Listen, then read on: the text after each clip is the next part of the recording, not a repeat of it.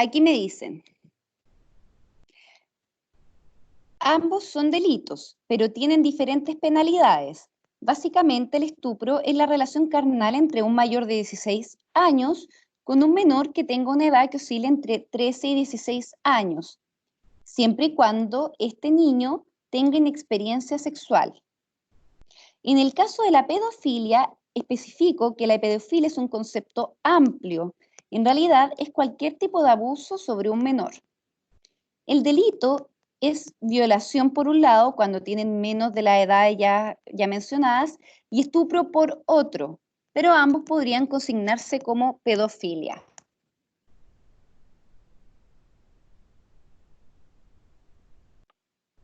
Eso. Gracias, profe, Ya, por aclarar la vamos. duda. Sí. Si tienen más dudas, sí, yo no se las sé responder porque ya les comenté que no soy abogada, pero sí soy psicóloga, pero yo lo puedo ir preguntando, ¿ya? Para que no se queden con las duditas. Entonces, el abuso sexual, ¿verdad? Estamos en abuso sexual, en violación, ya. Abuso sexual intrafamiliar y extrafamiliar. Esta distinción remite principalmente a que el abuso sexual Profe, no avanza el intrafamiliar... power. ¿Cómo? ¿Qué? Nada, que no estaba avanzando el power, pero ahora sí. ¿Avanzó? Ya, súper, gracias. Entonces, que el abuso sexual intrafamiliar es dentro de la familia, ¿sí? Y dentro de la familia no me refiero específicamente al papá o a la mamá, sino, por ejemplo, a miembros que estén vinculados al sistema familiar. Es decir, tío, tía, abuela, abuela, padrastro, madrastra, ¿sí? Y por otro lado está el abuso sexual extrafamiliar, que es, o sea, puede ser de dos formas. Primero por un desconocido, o el otro cometido como por alguien que conocía a la familia, que esos casos hay muchos, ¿verdad? Pregunta para ustedes, ¿cuál creen que es más común?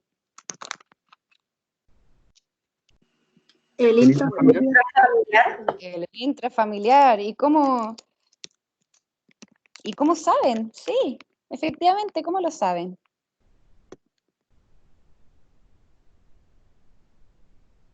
Se conoce más cercana a la víctima. Ajá.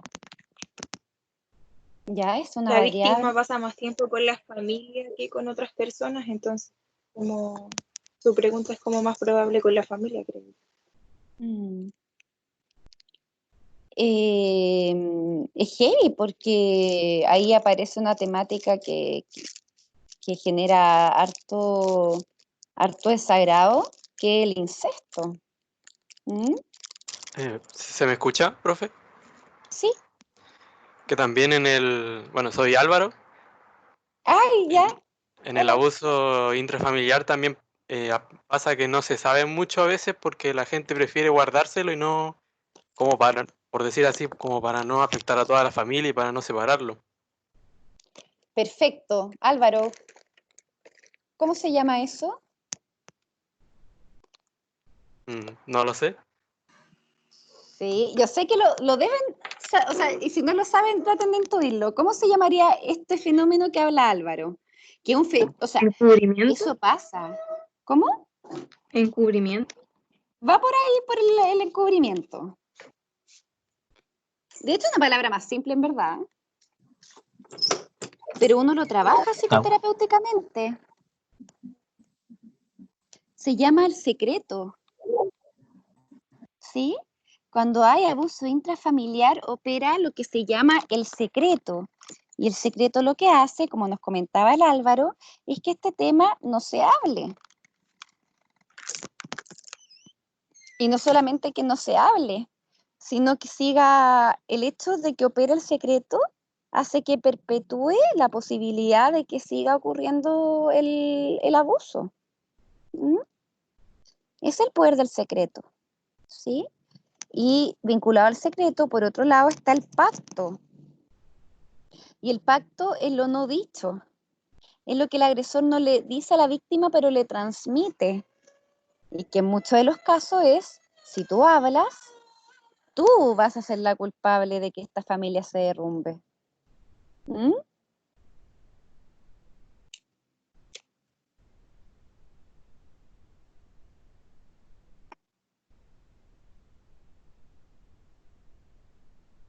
¿Cómo Profe, detectar el...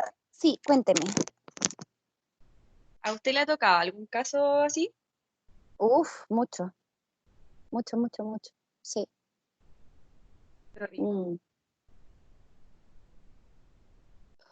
Que yo trabajo en psiquiatría, entonces las pacientes en general, mira, desarrollar un trastorno psiquiátrico no es muy gratuito. En general te debieron haber pasado cosas bien fuertes en la vida para tener una depresión grave. ¿Mm? O entonces, sí. Y es más común de lo que uno cree, justamente porque, por lo que habla el Álvaro, pues el secreto opera a nivel intrafamiliar, pero también afuera. ¿Mm? Y nosotros somos un país que se caracteriza por mantener las buenas apariencias, ¿verdad? Claro. Aunque eso esté carcomiendo a las personas por dentro. ¿Mm? Eh, bueno, ¿cómo detectar el abuso sexual? No hay una fórmula única, ¿sí? Esto lo estamos pensando más en niños y en niñas y en adolescentes, ¿ya? Porque yo les cuento, mis casos son de gente adulta que sufrió abuso, ¿sí? En el pasado.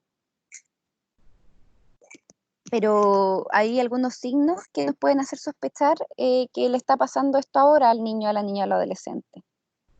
Uno, cambios bruscos de comportamiento o conducta. Ese es, pero para mí al menos es de perilla. Es uno de los primeros indicadores. Como cuando hay un cambio como muy abrupto en el funcionamiento de un niño, una niña, un adolescente, uno puede entrar a sospechar que quizás no es solo abuso, ¿verdad? Pueden ser otras cosas, pero es llamativo, es una bandera roja. ¿Mm? Por ejemplo, un niñito que siempre fue súper extrovertido, súper sociable, que de un día para otro no quiera salir a la calle, que no quiera hablar con sus compañeros, es decir, como un cambio muy abrupto en lo conductual, es un indicador. Problemas para dormir, temores nocturnos, pesadillas, consumo de drogas, de alcohol, ¿sí? Huidas de la casa, conductas autolesivas o intentos de suicidio, y también bajo rendimiento escolar. ¿Mm? ¿Qué son las conductas autolesivas? Me imagino que es eh, como toda esa conducta autodestructiva, así como por ejemplo, no sé, más allá de hacerse daño en el cuerpo, sino como, no sé, por el mismo caso de acostarse tarde, de quizás comer poco, no sé, como esas típicas conductas que denotan como una despreocupación hacia el yo, por así decirlo. No sé, creo. Claro. Yo creo que es bueno conceptualizarlo de esa forma porque nos amplía un poquito de lo que comúnmente uno entiende por autolesivo. El autolesivo es principalmente como daño infligido en el cuerpo.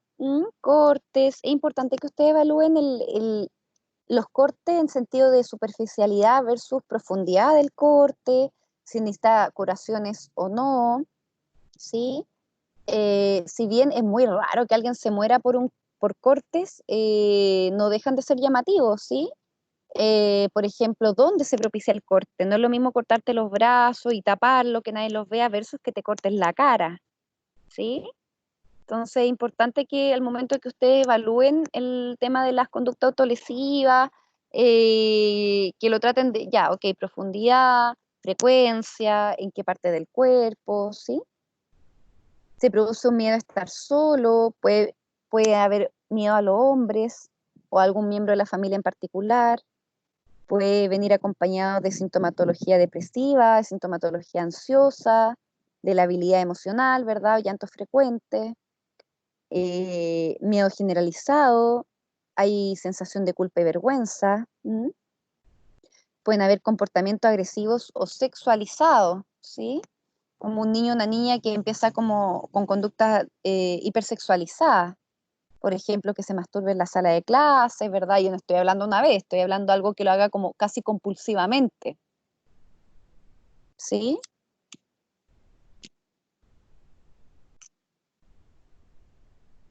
Dificultades para caminar o sentarse, que ella nos sugiere sospecha de violación, ¿verdad? Que hay penetración. Si hay un niño o una niña con un ETS o ITS, Por supuesto que es para sospechar. ¿Mm? Cuando hay, esta es otra, cuando hay, una vez que se logró el control de esfínter, cuando se vuelven a hacer pipí, que eso se llama enuresis, o bien cuando se vuelven a hacer caca, que es encopresis, ¿sí? La enuresis y la encopresis, ambas son signos de que pudiese estar pasando algo que está alterando el funcionamiento del niño, la niña o el adolescente. Cuando muestra mucho interés por lo sexual, ¿sí? A ver, entendamos que el interés por la sexualidad es algo que está, y Freud nos dice que está desde muy pequeño, ¿sí? Pero estoy hablando, piénsenlo en el ámbito como de lo compulsivo, ¿sí? No es como que lo haga una vez, no es como, oye, es que lo piense mucho, ¿sí? Lo hable mucho, que sus dibujos estén todos vinculados a eso. Quiero que en esto se queden mucho con el carácter, como con la cualidad de lo compulsivo. O por último, el niño, la niña o el adolescente nos dice de forma explícita que está viviendo abuso sexual. ¿Preguntas?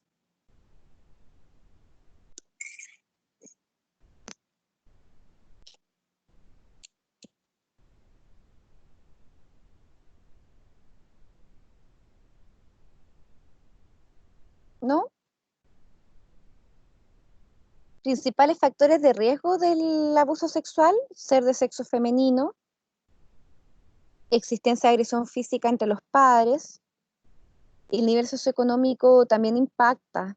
Un 10,8% de los niños y niñas que declara haber sido víctima de abuso pertenece a un nivel socioeconómico bajo. Esto no quiere decir que se dé solamente a los niveles socioeconómicos bajos, sino que hay como un aumento, una cierta prevalencia dependiendo del nivel socioeconómico. Puede ser como cuando, como que al final a los niños ay, si me fuera palabra, como manipulan, los chantajean al final, como con plata, con juguetes, con cosas así, con cosas que quizá ellos no tienen o no tienen acceso, Claro. a cambio de, pues ya no a cambio, como abusando de ellos. Como que al final no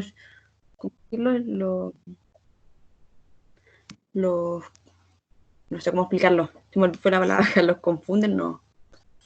Bueno, pero se entiende No. un poco, ¿no? Es que funciona, lo que estaba hablando es que siempre que hay una dinámica de abuso sexual, eso es transversal, ¿sí?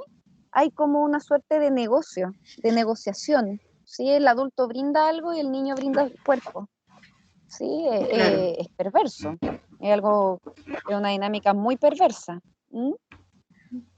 Y que no tiene, y que se perpetúa si es que está bajo las coordenadas del secreto, como nos comentaba el Álvaro, ¿sí? Las principales intervenciones cuando hay abuso sexual es romper el secreto, es hablarlo. Porque ahí el secreto pierde efectividad y ahí disminuyen las posibilidades de que vuelva a pasar esto. Bueno, falta de educación sexual, ahí hay todo un tema respecto a qué entendemos por educación sexual en un país golpeado por el catolicismo, y en los últimos años por lo biológico, ¿sí? Cuando la sexualidad es mucho más amplia y mucho más profunda que lo que pueda decir el catolicismo, lo que pueda decir lo biológico, ¿verdad? No es solo a los niños, a la niña le enseñan mucho, y es interesante porque incluso en educación sexual en general se refiere mucho al órgano masculino, principalmente, ¿sí? En términos reproductivos, y en términos, por ejemplo, ya de prevención de ITS, de prevención del embarazo adolescente, pero la sexualidad es mucho más profunda y más amplia que eso. Bueno, carencias afectivas, timidez o retraimiento, y también baja capacidad para tomar decisiones. Con respecto a las cifras de estudio de maltrato infantil, vemos que el perfil del abusador, ¿sí? En un 75% aproximadamente son hombres, en un 88,5% son conocidos de la víctima, ya sean familiares o sean fuera del círculo familiar. Un 50% son familiares, de las víctimas. ¿Mm? El abusador tiene en promedio 30 años de edad. ¿Sí? Y miren esto, de un universo, no sé, o de una muestra, de un 100%, ¿verdad? Un 75% son niñas las abusadas. ¿Mm? Entonces aquí hay como una infografía que resume un poquito todos los niveles de maltrato, no solamente abuso sexual, ¿sí? Insultar, molestar. Hay mucho, uno ve harto, por ejemplo, pacientes que de chico o de chica le dicen, oye, que la gordita, qué gorda, qué gordo, qué malo para la pelota, que no sé qué. Y eso, quiera o no, va teniendo cierto impacto en el modo en que la persona se concibe a sí misma, po, en el modo en que se percibe y el valor que le da al sí mismo, ¿sí? Mostrar imágenes y textos pornográficos, tocar partes íntimas, forzar a los niños, a las niñas que los toquen, destruir su autoestima, golpearlos, herirlos, manipularlos, ¿sí? Como el ejemplo que nos da la Antonia, mantenerlos sucios, mal vestidos, mal alimentados. Cuénteme. ¿Y qué pasa en el caso de que, por ejemplo, eso pasa dentro de los niños? Como, no sé, por ejemplo, se le llama mucho como que están explorando y se normaliza como que haya como un abuso de un menor hacia un menor más chico, por ejemplo. Claro. No entiendo la pregunta. ¿Qué quieres que te responda? Como, ¿qué pasa ahí? Porque en el fondo aquí se está viendo sobre un adulto hacia un menor, pero ¿qué pasa en el caso de que sea por ejemplo, no sé, un hermano mayor a un hermano más chico? Como, ¿dónde entra eso? ¿Como en qué categoría o como quién lo regula? ¿Qué se hace ahí? Con lo que hemos conversado en las clases, ¿qué crees tú? Hoy la verdad es que no sé, como que creo que igual es un súper complejo. Dale, dale. Sí, yo sé que tú por algo hiciste la pregunta. Con lo que hemos conversado en clase. Yo creo que tú tienes la respuesta. Dale. Es que en realidad no, me causa como curiosidad con respecto a que solo lo tocamos como con adultos. Entonces, creo que por eso me llama la atención, como, No solamente lo hemos entonces, tocado con adultos, Josefina. o sea, ¿Qué sí, pasa? pero por ejemplo, en abuso sexual ahí hizo la distinción como entre si es que eran menores de tal rango a tal rango. Pero, por ejemplo, como no se puede como procesar a alguien, o sea, un niño por eso, por ejemplo.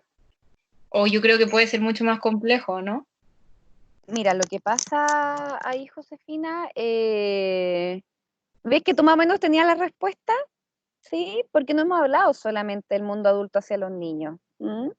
También hemos hablado del marco de niño, niña, adolescente, ¿sí?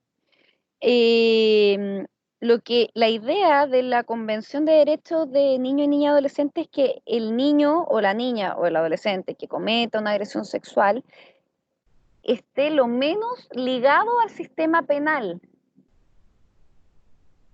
¿sí? Entonces ahí lo más probable es que se necesitaría intervención, por supuesto que sí. Debiese haber una intervención porque hay un abuso, po. Si es de un hermano mayor a un hermano menor o una hermana menor. ¿Mm? Claro. Pero, por ejemplo, ¿dónde entraría, no sé, no solo en un abuso sexual, el bullying? Que al final igual está dentro de molestar, pero no es alguien como adulto, o se pasa en adolescentes, en niños más chicos. Mm. Mira, el bullying es un tema porque en teoría el bullying debiese, o sea, ahí la verdad es que debiese abordarse en el colegio, ¿sí?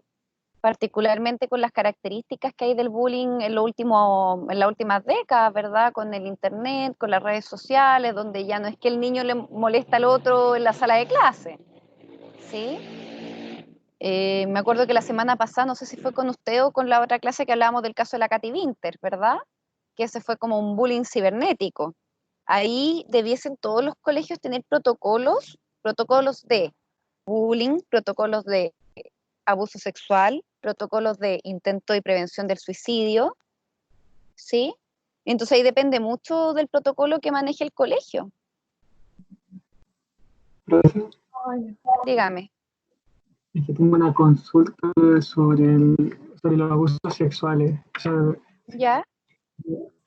me surgió una duda como respecto al rol del Estado, de las políticas públicas, no sé. Frente, por ejemplo, porque usted decía que, bueno, no sé si usted, sino que los datos dicen que el nivel socioeconómico es un factor también que influye dentro de la propensión a sufrir abuso sexual. Ajá. En eso pensaba, no sé si existe, o no solo en eso, sino que en todo, ¿hay algún organismo, algo que ayude a prevenir quizás estos casos? Por ejemplo, no sé, porque se encarguen de al nacimiento, ver la historia temprana de la persona y, y actuar así como a la prevención de prevenir los riesgos de abuso. ¿Cachai? No sé si Exacto. existe alguna medida para prevenir y no actuar desde allá. Lo abusaron y ahora Mira, actuamos, sino eso. exacto. Mira, José Miguel, ¿verdad? Sí, sí. La otra semana vamos a pasar con los programas del Sename, ¿sí? Que el Sename uno lo asocia principalmente a los centros residenciales, ¿verdad? Cerrados, abiertos, transitorios, pero hay un montón de programas vinculados al abuso. Y no solamente al abuso, sino también al maltrato y otro tipo de vulneraciones de derechos, ¿vale? Lo vamos a ver, lo vamos a revisar en la próxima clase y en 2 más deberíamos revisar Chile Crece Contigo, que es justamente un programa que se dedica a hacer seguimiento de la mamá, ¿verdad? Mientras está en el embarazo y luego ya cuando nace el bebé y como está orientado en la temprana infancia, ¿m?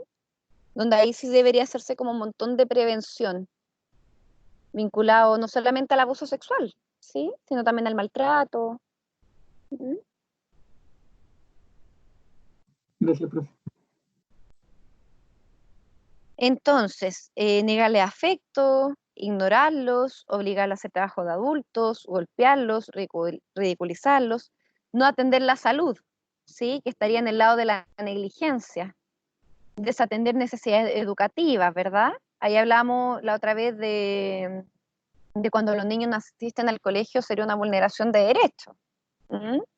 También dejarlos solos, sin supervisión, ¿sí? Dependiendo de la edad, Profe, po. Cuente.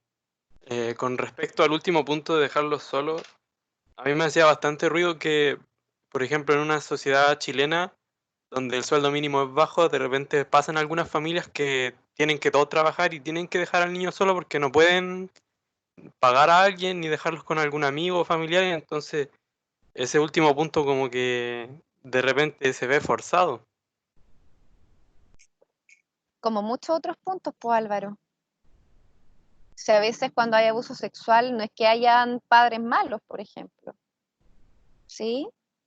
Es que, y de hecho eso lo vamos a ver con el programa Chile Crece Contigo y por qué nace el programa Chile Crece Contigo. Es porque hay algo que se llama determinantes sociales. Y los determinantes sociales son un montón de factores que influyen en que haya mayor vulnerabilidad o no. Entonces, si ponte tú, yo tengo una hijita y yo trabajo, no sé, pues en turnos de 48 horas, ¿sí? Evidentemente no voy a poder estar tan atenta a lo que le pasa a mi hija como yo quisiera. Entonces ahí aparece como toda la importancia de la red de apoyo, ¿sí? Si yo en verdad, yo más que tirarlo por factores socioeconómicos, yo les muestro los datos, pero a mí en mi práctica clínica me ayuda mucho más a evaluar la red de apoyo que tienen las personas. No es tanto lo que ganan, obvio que influye, no puedo ser tan ilusa como para pensar que no influye, pero pucha que impacta harto la red de apoyo, es decir, poder contar con personas con las cuales, no sé, por ejemplo, en X situación, si yo me enfermo, poder, no sé, que mi mamá vea a mi hijito, ¿cachai? Si yo me enfermo, ojalá el consultorio me quede cerca, ojalá me atiendan bien rápido para yo poder recuperarme pronto y volver a mis quehaceres, ¿cachai? Si mi hijito se me enferma, ojalá que, no sé, pues el empleador me dé permiso para ir, ¿sí? Entonces, es súper importante que todo lo que estamos hablando, nunca olvidar que hay un contexto en el cual pueden pasar estas cosas, y por lo mismo es importante que ustedes se evalúen como psicólogos, más que llegar a hacer una denuncia. Es importante que ustedes siempre citen a los padres primero y explorar en profundidad qué es lo que está pasando, porque se está vulnerando tal o cual derecho. ¿Ya? Y en caso que veamos eso, tenemos que activar la red de apoyo de la persona, ya sea familiares, ya sean amigos, las redes comunitarias, donde está la municipalidad, donde estaría el CEFAM, donde estarían otros programas comunitarios, ¿sí? ¿Mm? También en uno de los artículos de los derechos del niño niña adolescente salía, creo que salía algo de que el Estado debería como proporcionar un espacio donde el niño pudiera estar cuando los padres no pueden estar presentes, y yo pensaba en algo así como los jardines o la sala cuna, en algo así se me ocurría. Claro, sí. Eso igual depende mucho del empleador, Álvaro. Ponte tú, no recuerdo en qué momento salió una ley que si una institución o una empresa tenía más de 300 trabajadoras mujeres, tenía que instalar una sala cuna, ¿cachai? Ponte tú, no sé, pues yo que trabajo en hospital, nosotras las funcionarias tenemos nuestra sala cuna en caso de que tengamos nuestro hijito, y no sé, pues ponte tú, ya voy a dejar a mi hijo a la sala cuna y me vengo a hacer mi trabajo, me dan permiso para ir a darle pecho, ¿cachai? Pero depende mucho de las condiciones como laborales. ¿Mm? Entonces, por eso ahí encontramos un argumento más respecto a por qué, por ejemplo, o una hipótesis más respecto al protagonismo que tuvieron los adolescentes, los estudiantes de enseñanza media o incluso de séptimo y octavo en el estallido social del 2019. Porque si bien a ellos en particular, así como seres, no le va a afectar, no sé, por el sistema tributario, ¿verdad? Pucha, que le afecta a los papás, po. Y si le afecta a los papás, le afecta a ellos. ¿Sí? Sí, El tema del metro, cuando explotó el metro, a los estudiantes no, la tarifa era para los adultos, ¿sí? Pero ahí uno ve cómo está todo, por eso tenemos que pasar el modelo ecológico, porque el modelo ecológico lo que nos habla es que todo está muy interconectado, entonces lo que a mí como adolescente le pasa a mi mamá o a mi papá impacta directamente en mí. ¿Mm? Oye, escúchate, no entra ahí. Si el niño o niña es víctima o testigo, espérenme, ya pues. Si es víctima o testigo de violencia intrafamiliar, constituye también una tipificación de delito. Si el niño o la niña es víctima de negligencia, ¿verdad? Donde se omiten los cuidados por parte del adulto a cargo o abandono, también va a haber una tipificación de delito. ¿Mm?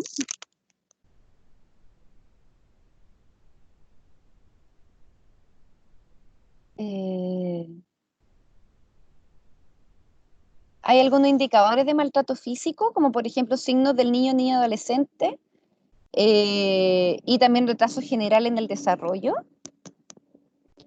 y también cambio a nivel comportamental, ¿sí? Entonces, los niños y niñas adolescentes que sufren algún tipo de violencia tienen una peor relación con sus padres, una relación más difícil con el colegio, con sus compañeros, pueden tener bajo rendimiento, pueden presentar repitencias, y también pueden ser con mayor probabilidad víctimas de agresiones, ¿m? Por parte del grupo de pares, y mayor propensión al consumo de alcohol y drogas. ¿M? El maltrato psicológico tiene repercusiones también más o menos similares, ¿sí? Un niño o niña adolescente maltratado psicológicamente puede llegar a ser un adulto maltratador y violento, reproduciendo la violencia o bien física o psicológica hacia sus parejas o hacia sus propios hijos. ¿Mm? Y también aquellos que son víctimas de maltrato severo tienden a aceptar más las prácticas de violencia desde los adultos hacia los niños, lo que llamamos como normalización. Entonces, con todo lo que hemos conversado, cabe preguntarse, bueno, ¿qué significa ser víctima? ¿Sí? Y víctima significa ser objeto de sacrificio, en términos etimológicos. ¿M? Y es interesante porque la palabra objeto nos va a remitir a justamente a la posición en donde está siendo ubicada la víctima. ¿M? A una posición en la cual podría ser utilizada para satisfacción, ya sea sexual, ya sea, no sé, pues de cuando alguien tiene mucha rabia, ¿sí? De otra persona que estaría a cargo de la persona agredida. ¿Mm?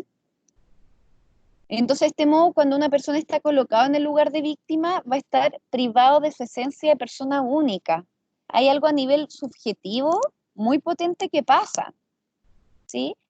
Se le hace difícil poder como desear por sí mismo, identificar las propias necesidades afectivas, ¿sí? Y es un trabajo que uno va haciendo en términos psicoterapéuticos. ¿Mm?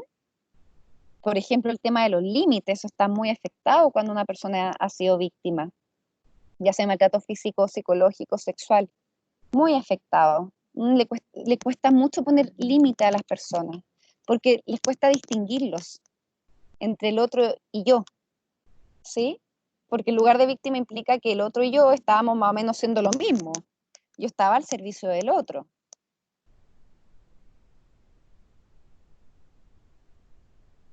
Ya esta parte, bueno, comentarle a grandes rasgos que el 2017 la presidenta Bachelet promulgó una ley que tipifica delito de maltrato a niños, ancianos y personas con discapacidad.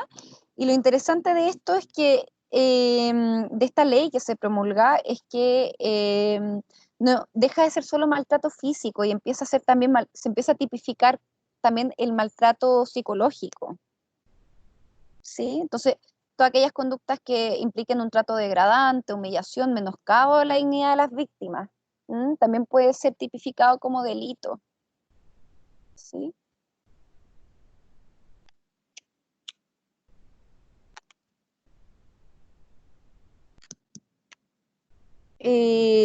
Con esta ley se habilita al juez para decretar penas accesorias, que no solamente privación de libertad, ¿sí?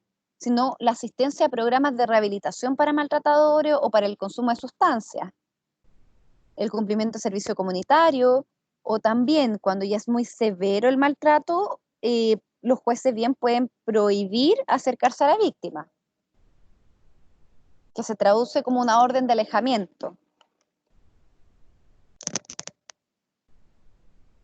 Entonces la ley que sanciona penalmente el maltrato a la niñez y a otras personas vulnerables va a crear un registro de inhabilidades por este delito, ¿sí?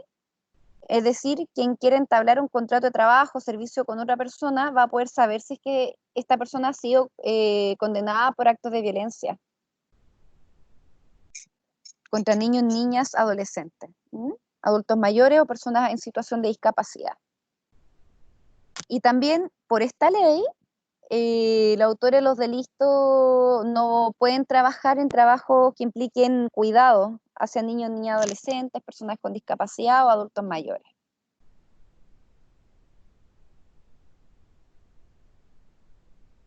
Ya, todo esto lo hemos conversado ya. Ok, ¿quién y cómo debe denunciar? Cualquier persona que tenga conocimiento directo de una situación de maltrato debe denunciarla, ¿sí? En comisarías de carabineros, en la policía de investigación, en la PDI, ¿sí? Quienes van a estar obligados a recibir la denuncia y a ponerla en conocimiento con el juez competente. O también se pueden hacer denuncias directamente ante los tribunales de justicia. Estimadas y estimados, por el artículo 175 del Código Procesal Penal, aquellos profesionales de la educación y de la salud debiesen denunciar los delitos en un plazo de 24 horas. ¿Qué les parece esto?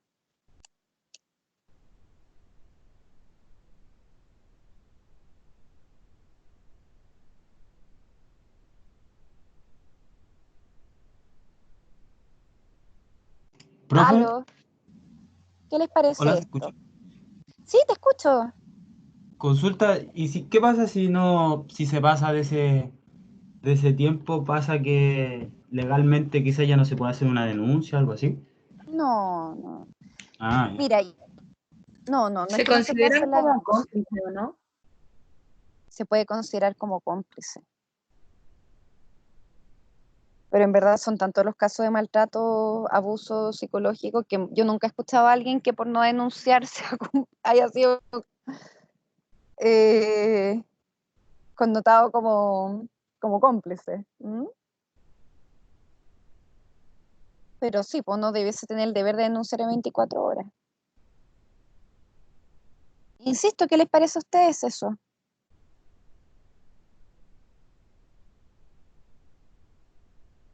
Me parece que está bien.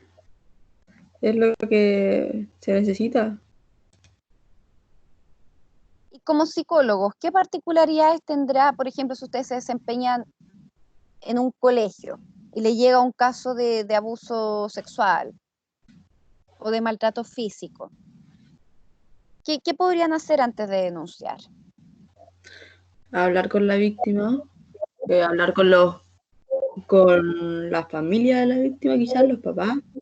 Bueno, es que igual depende cómo sea el caso, pues, si se trata de que él es abusado por el papá o es maltratado por la mamá, como que hay que saber bien primero el contexto de la historia, el caso, y ahí saber con quién hablar para que también le brinde apoyo al niño y ahí buscar la manera de hacer la denuncia. Muy bien, Antonia, porque recuerden, una de las gracias de nuestra pega es que no dejemos al niño en peores condiciones de las cuales llegó a pedirnos ayuda. Claro. Entonces, Igual es complicado. Sí, dígame. Si el niño no quiere hablar y le da miedo cómo hacer la denuncia, como que al final yo creo que igual debe pasar muchas veces que uno no sabe si la va a embarrar más o si va a ser, o sea, obvio que va a ser algo mejor, pero para el niño se puede sentir como que si fuese a agravarse todo. Sí. Carla, usted iba a hacer una pregunta. Sí, que no sé si estaba bien, entonces tenía la duda.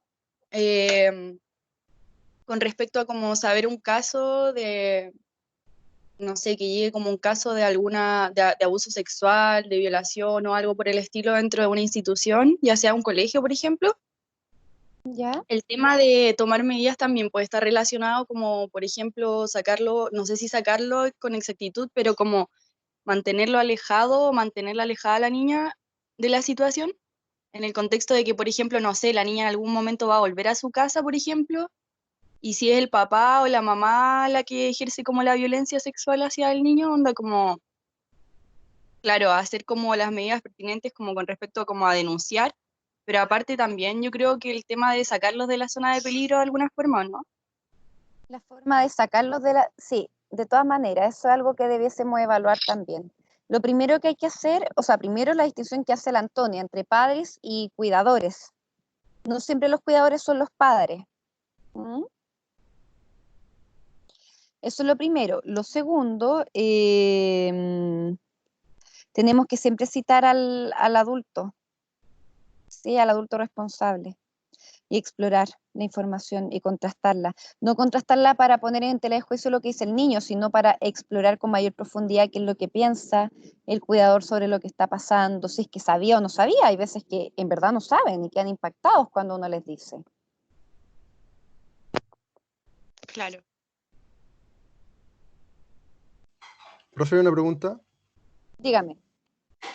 Pero, por ejemplo, si uno indaga en la historia del niño y cita a los cuidadores o al responsable y se elabora una estrategia para evitar la situación, ¿la denuncia igual tiene que ir o se puede, digamos, como evitar la denuncia? Muy buena pregunta. Y la idea es evitar la denuncia, pero evitarla solo y exclusivamente, si es que uno ve que el niño va a estar en mejores condiciones. Es decir, que los padres, por ejemplo, los cuidadores, oye, mira, no tenía idea, y después tú los vuelves a citar, mira, saqué inmediatamente a, no sé, al tío de la niña que le estaba abusando, lo eché de la casa, no tiene contacto, ¿sí? Igual yo sugeriría aún así hacer denuncia, aún así como, pero ahí yo lo que trabajaría sería más que hacerla yo, que por ejemplo, en este caso, pongamos que una niñita está siendo abusada por el tío y citamos a la abuela no tenía idea, se impacta y echa el tío. Yo igual creo que sería bueno como que la problematizar con la abuela la importancia de la denuncia para como poder resguardar legalmente la situación de la niña. Sí, pero ahí cambia el foco porque ahí no harías tú la denuncia pensando que es algo demasiado grave y que nadie más va a intervenir, entonces si no la haces tú, no la hace nadie, ¿cachai?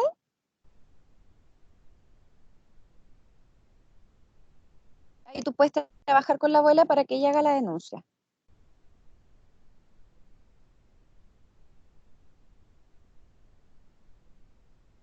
¿Alguna otra pregunta? Profe, Sí, ¿qué pasa cuando profe. esto no es efectivo? Claro que uno haga la denuncia, pero no es tomado en cuenta muchas veces. Que el ¿Cómo? mismo ¿Puedes sistema, repetirla?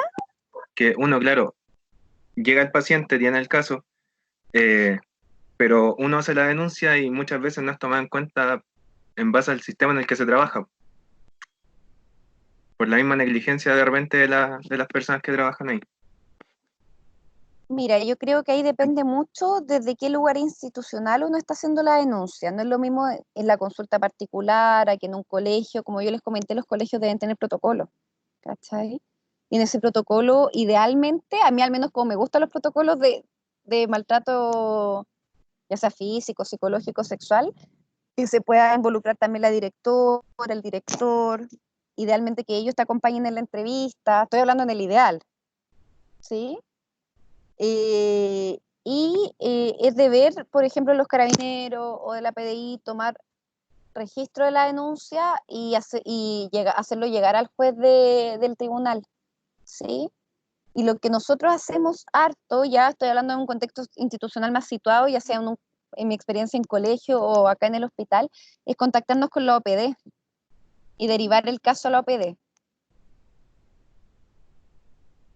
¿Saben qué es la OPD?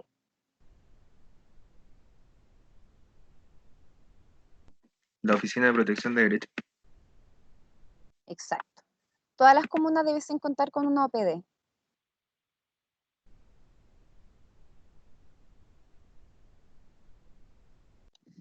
Y igual, yo no te voy a negar, no podría hacerlo, que depende mucho de la OPD,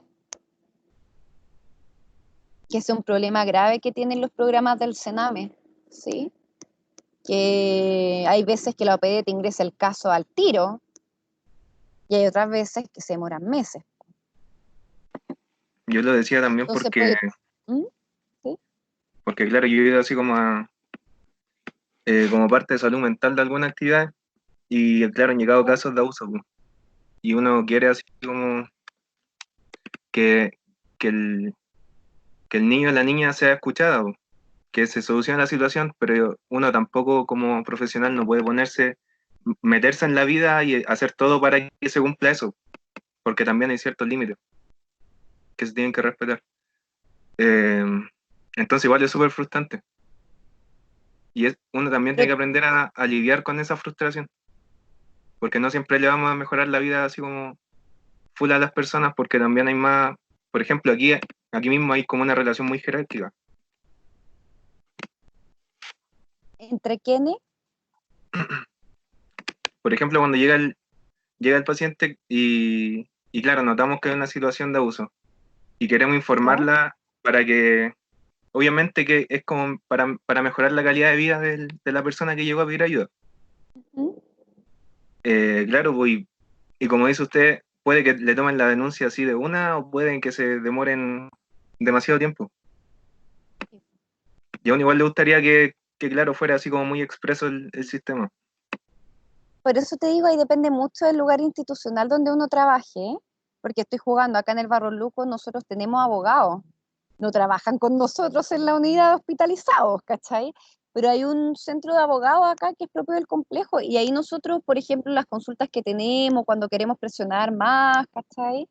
Me ha pasado también, por ejemplo, yo hago clases en la USACH, y en el Centro de Atención Psicológica en la USACH, hemos tenido un par de casos de abuso, ¿verdad? O de sospecha, y ahí la directora se mueve un montón, se mueve un montón con los programas del Sename, ahí sí, ahí depende mucho como el amparo institucional donde uno esté trabajando. Yo te diría que el contexto más adverso es la consulta particular, cuando estás viendo tu pacientes por ti mismo, porque no hay mucha institución que te ampare, ¿cachai? Que pueda como presionar, por ejemplo, un PRM para que le dé hora de ingreso al niño, ¿cachai? Profe, Dígame. en un caso similar, si uno está en un caso así, uno debería hacer la denuncia, pero si el paciente no quiere y se niega a hacerla, uno debería respetar la decisión del paciente o hacerla igual. ¿Qué crees tú? La verdad es que no lo sé, yo diría respetar la decisión del paciente porque uno igual no se puede meter así como en la vida de él y pasar a llevar también por decirlo así, sus derechos. Después de todo, si él no quiere, bueno, también depende de la situación, porque si no quiere por miedo, yo creo que uno debería hacerlo igual.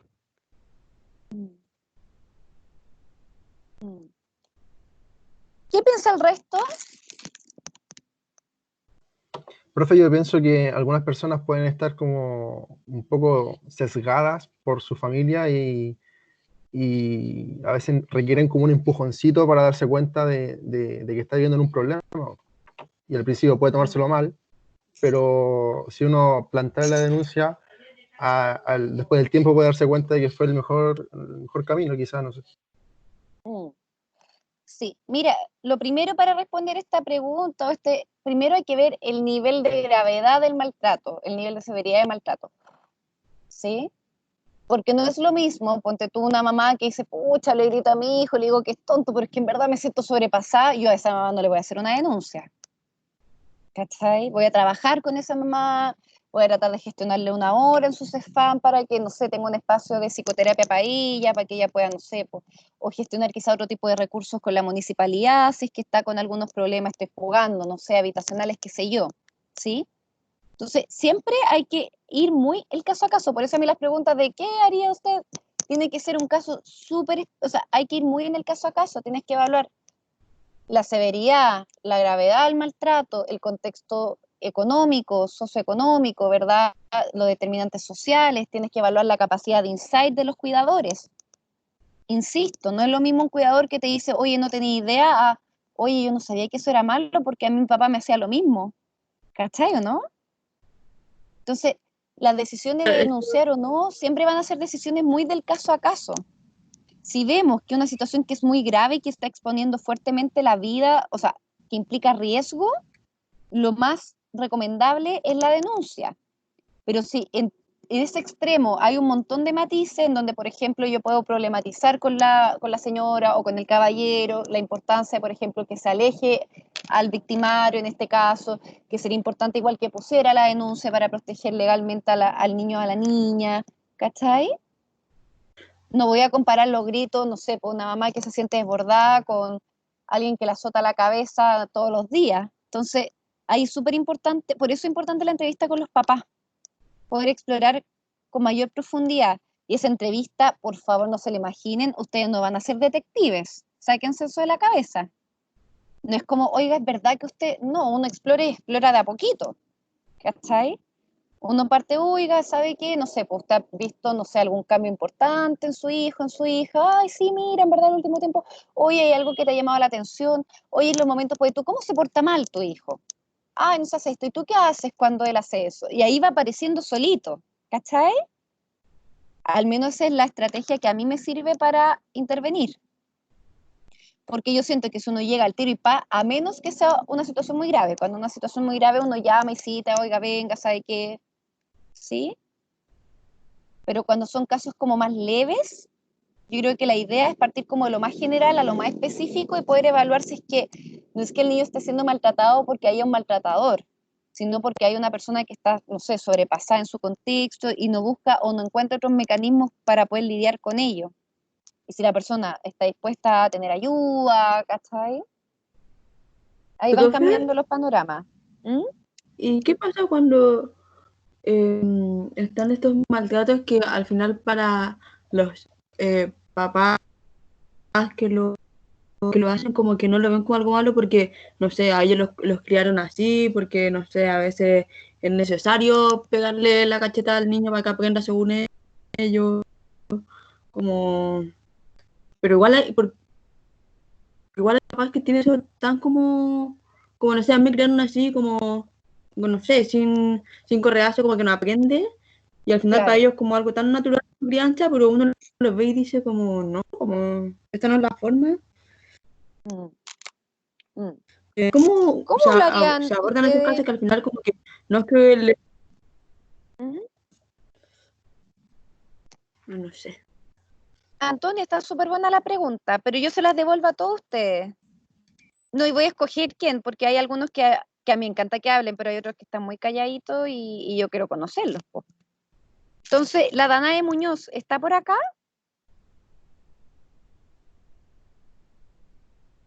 Danae Muñoz.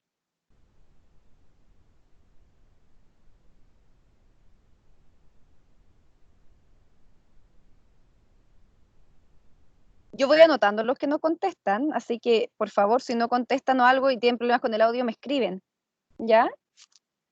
¿El Rodrigo Muñoz está por acá?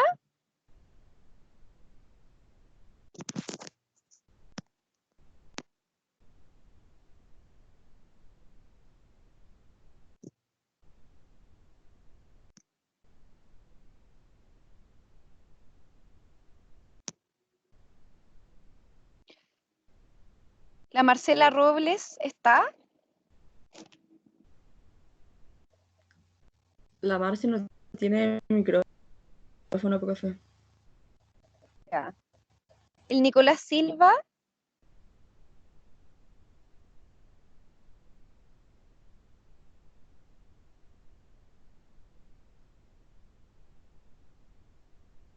Ya, ok.